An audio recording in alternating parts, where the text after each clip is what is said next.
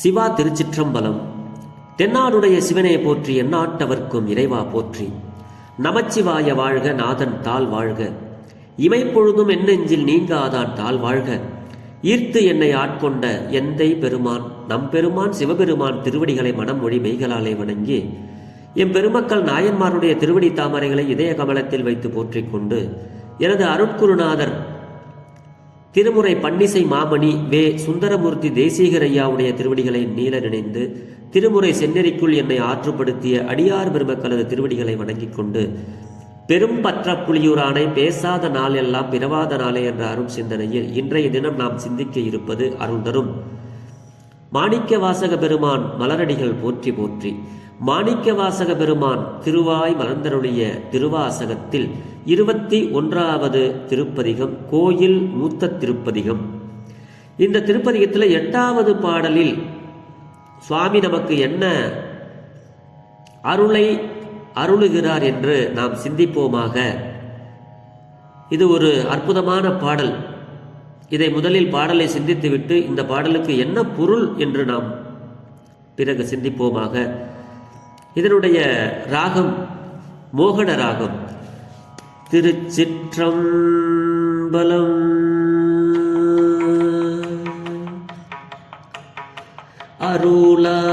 அருளாதொழிந்தால் அடியேனை அஞ்சேல் என்பார் ஆரிங்கு பொருளாயனை புகுந்தாண்ட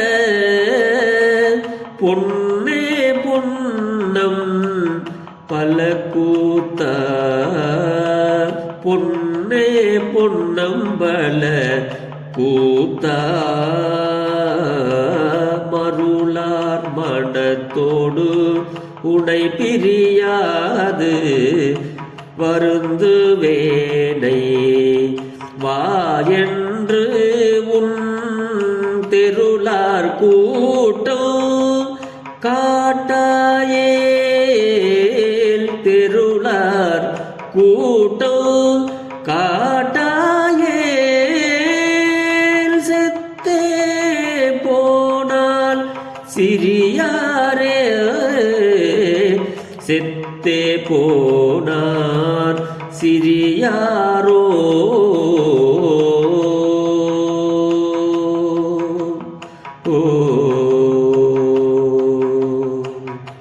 செத்தே போனார் சிறியாரோ அப்படிங்கிறார் சுவாமி.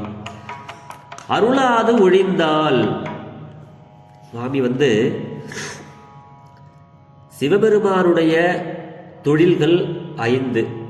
அதுல கடைசியா ஆக்கல், அருளல், அழித்தல், மறைத்தல், அருளல், இந்த 5 தொழிலை செய்யக்கூடிய பஞ்சாக்கர பெருமான் சிவபெருமானுடைய 5 தொழிலில் அருள் தொழிலை சக்தியும் சிவமுமாக சேர்ந்து உலகத்தில் உள்ள அனைத்து உயிர்களுக்கும் அருள் செய்து கொண்டு அந்த உயிர்களுக்குள் அவரும் இருந்து நம்மை வழிநடத்துகிறார்கள்.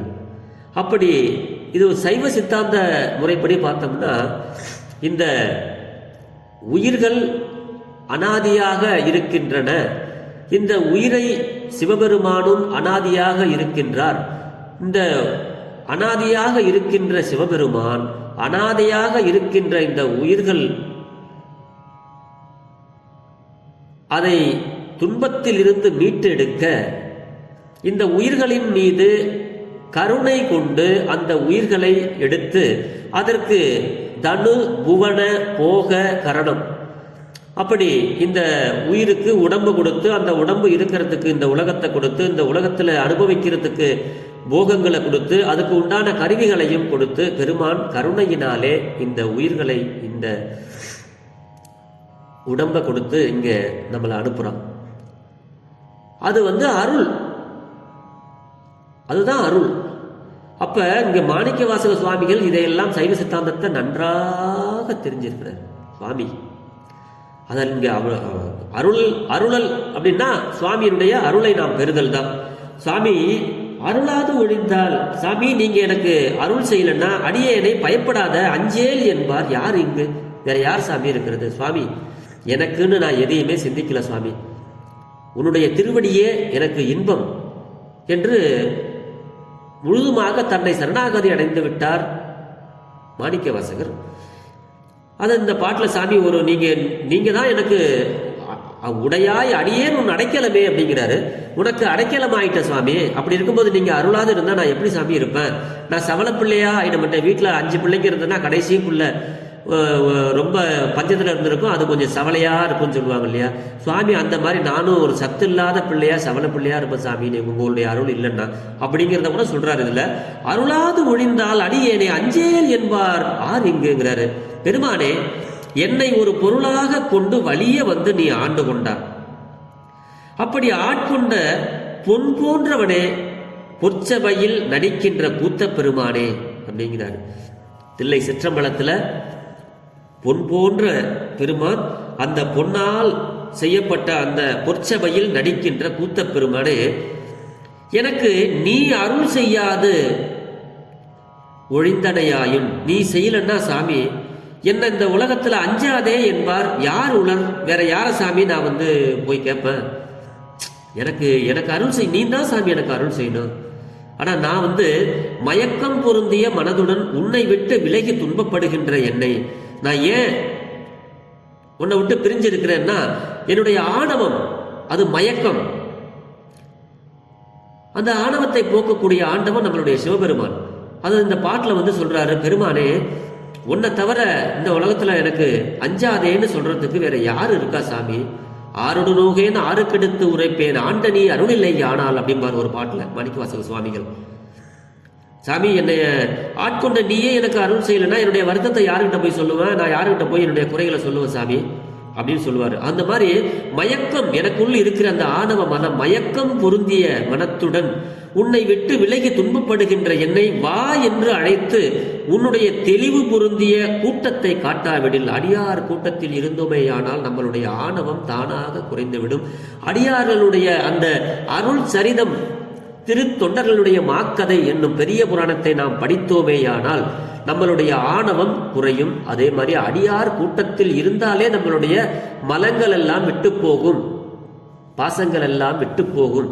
இறைவனுடைய திருவடியே இன்பமே, என்றும் நிலை பெற்று இருக்கின்ற இன்பம், மற்றவை எல்லாம் சிற்றின்பமே, இடையில் வருகிறது, இடையில் தொலைந்து விடும் அப்படிங்கிற அந்த உண்மையை இங்க சொல்றாரு சுவாமி.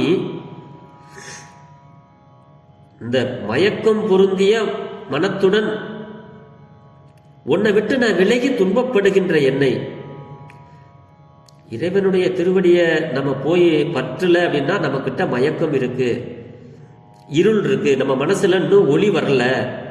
அந்த ஒளி எப்படி வரும் அப்படின்னா, நமக்கு அந்த ஆண்டவனை நினைச்சாதான் வரும். அதுதான் இங்க சுவாமி சொல்றாரு, என்னை வா என்று அழைத்து உன்னுடைய தெளிவு பொருந்திய கூட்டத்தை நீ காட்டலன்னா, அடியார் கூட்டத்தை நீ காட்டலன்னா, யான் இறந்து போனா உன்னை அந்த அடியார் கூட்டத்தோட நான் இருந்து தொண்டு செய்யாம, அடியார்களோட சேர்ந்து உனக்கு பணி செய்யாம, அடியார்களோட சேர்ந்து உனக்கு திருமுறை பாடாம, அடியார்களுக்கு அன்னம் அளிக்காமல், அடியார்கள் வீட்டில் உணவு அருந்தாமல், அடியார்களுக்குள் அன்போடு நான் பழகாமல், இப்படியே நான் இந்த பிறப்பை நான் முடிச்சுக்கிட்டு நான் இறந்து போயிட்டேன்னா இந்த உலகத்தவர் சிரிக்க மாட்டார்களோ? இந்த உலகத்தவர்கள் மறுபடியும் பிறந்து பிறந்து உலகத்தவர் சிரிக்கிறாங்கன்னா, சிவ அனுபவம் பெற்ற இந்த அடியார் பெருமக்கள்லாம் இந்த சிவ அனுபவம் பெறாத, பிறந்து பொண்ணு பொருள் பொண்டாட்டி போகும் பிள்ளைங்க வீடு வாசல் பணம் சொத்து நகை இப்படியே வாழ்ந்துட்டு இருக்கிறவங்கள பார்த்தா இந்த சிவ அனுபவம் பெற்ற அருளாளர்கள் சிரிப்பாங்களா? எப்படி தெரியுமா?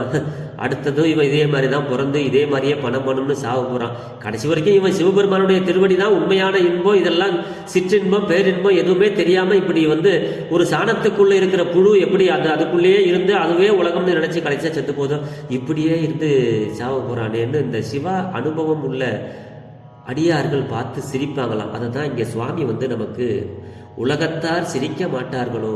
சாமி, உன்னுடைய அருளை பெறாம நான் இப்படியே செத்து போயிட்டேன்னா, ஏதோ பிறந்தோம், ஏதோ வளர்ந்தோம், ஏதோ மிருகங்கள் எல்லாம் இனப்பெருக்கம் செய்கிறது, பிறக்கிறது, வளர்கிறது, இனப்பெருக்கம் செய்கிறது, கடைசியா செத்து போகுது. இப்படியே இருக்கிறது வாழ்க்கையா சாமி? உன்னுடைய அடியார் கூட்டத்தோட நான் சேர்ந்துட்டேன்னா என்னுடைய மலமெல்லாம் போய் எனக்கு உண்மையான இன்பம் எதுங்கிறத அவங்க காட்டிடுவாங்க சாமி. அதனால நீங்க இந்த தெளிவு பொருந்திய உன்னுடைய திருவடியை எனக்கு காட்டணும். தெளிவு பொருந்திய உன்னுடைய அடியார் கூட்டத்தை எனக்கு காட்டு சாமி. அடியார் நடுவுள் இருக்கும் அருளை புரியாய் அப்படின்னு முதல் பாட்டிலேயே சுவாமி சொல்லுவாங்க. இது முழுக்க முழுக்க அடியார்களோடு இணைந்து இருக்க வேண்டும். அதுதான் இந்த பாட்டில் பெருமான் நமக்கு எம்மை ஆளாக உடைய உமையம்மையை சொரூப நிலையிலே உன்னிடத்திலேயே அடக்கி தோன்றுவாள். உடையவளாகிய உமையம்மையினிடத்து தடத்த நிலையில் நீ அடங்கி தோன்றுவாய்.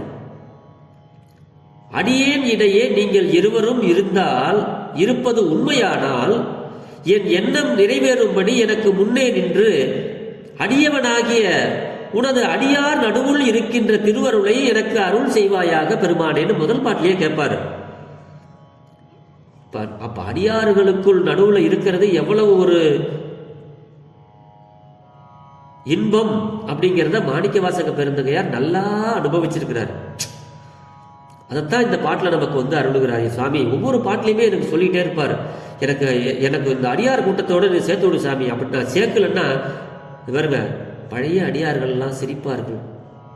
தலைவனே அடுத்த பாட்டில் சொல்லுவார், இது ஒரு அற்புதமான பதிகம், இது அற்புதமான பதிகம். சிரிப்பார், கலிப்பார், தேனிப்பார், திரண்டு திரண்டு உன் திருவார்த்தை விரிப்பார், கேட்பார், மெச்சுவார், வெவ்வேறு இருந்து உன் திருநாமம் தரிப்பார், பொன்னம்பலத்தாடும் தலைவா என்பார். அவர் முன்னே நரிப்பாய் நாயேன் இருப்பேனோ, நம்பி இனித்தான் நல்காயே அப்படின்னு அடுத்த பாட்டுலாம் சொல்றாருங்க சுவாமி. என்ன சொல்றது இந்த பாட்டு? முன்னாடி சொன்ன திருப்பாட்டில்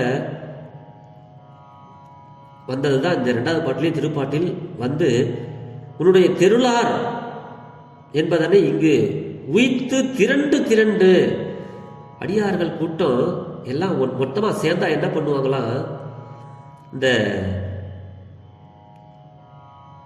சிவ பெருமானுடைய அந்த திரு ஐந்தெழுத்தை தனித்தனியா உட்கார்ந்து தியானம் செய்வாங்களாம், மெச்சுவார்களாம்.